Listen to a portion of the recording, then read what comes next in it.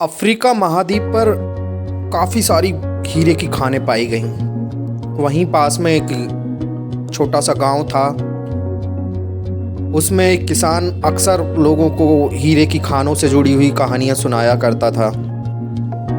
कहानियां सुनाते सुनाते उसके भी मन में विचार आया कि मैं भी हीरे की खान की खोज करूं।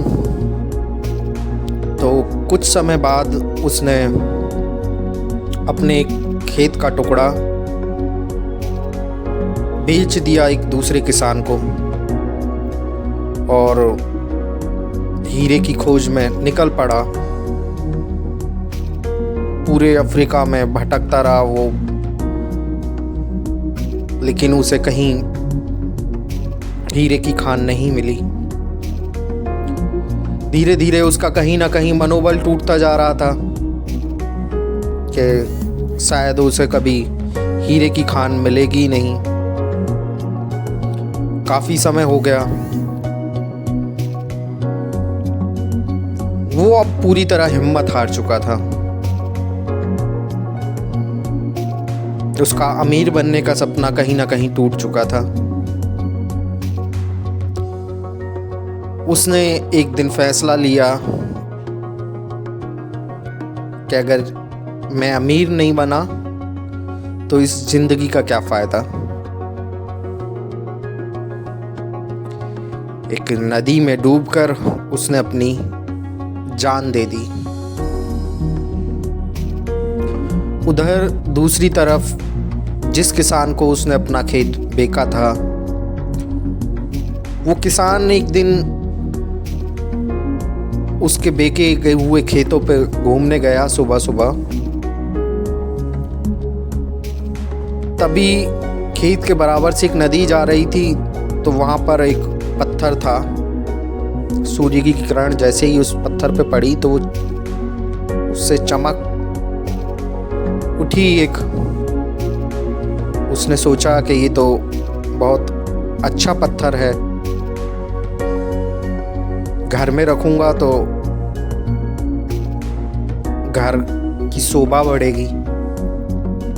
वो पत्थर के नज़दीक गया। पत्थर में बहुत चमक आ रही थी। उसने वो पत्थर उठाया और अपने घर ले जाकर सजा दिया। कुछ समय बाद उसका एक मित्र उसके घर आया। उसने उस पत्थर को देखा और पूछा अपने मित्र से कि ये पत्थर कहाँ से मिला तुम्हें। तो उसने बताया कि मेरे खेत के बराबर से एक नदी जा रही है, वहीं पे ये पत्थर पड़ा हुआ था। उसके मित्र ने बोला कि ये पत्थर की हीरा होने की संभावना है, ये पत्थर मुझे हीरे जैसा लग रहा है। तो वो दोनों मित्र उस खेत के पास गए। वहां जाके उससे जुड़े हुए छोटे छोटे पत्थर चुने उसने। चुनने के बाद वो पत्थर जांच के लिए भेजे। तो जांच का नतीजा आया कि वो सच में ही पत्थर नहीं हीरा था। और जो पत्थर का टुकड़ा वो अपने घर में सजाने के लिए लेके आया था, वो अब तक मिले हीरों में से सबसे बड़ा पत्थर था। इतना बड़ा हीरा किसी ने नहीं ढूंढा था आज तक।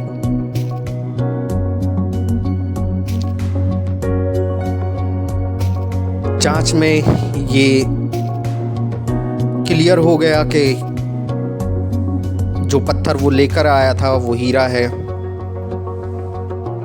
अब वो किसान भी अमीर आदमी बन गया। तो इस कहानी से हमें ये सीख मिल रही है कि जिस चीज की तलाश में एक किसान ने अपनी जान गंवा दी पूरी दुनिया में भटकता रहा उस हीरे की खोज में, और वो हीरा उसके पैरों तले था। वो हीरा उसके खुद के खेतों में था। तो कई बार हम जो उपलब्धियां हमारे आसपास होती हैं या जिन पर हम ध्यान नहीं देते और जिनकी तलाश में पता नहीं कहाँ कहाँ भटकते रहते हैं,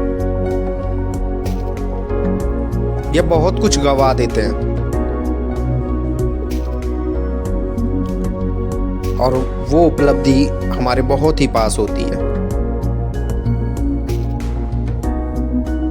किसी चीज को पाने से पहले हमें अपनी बुद्धि का पूरी तरह सही उपयोग करना चाहिए। पहले वाले किसान को दुनिया में भटकने से पहले वो खोज अपने खेत से शुरू करनी थी। यानी कि जो भी आपके पास है, अपने उस काम की शुरुआत वहीं से करो।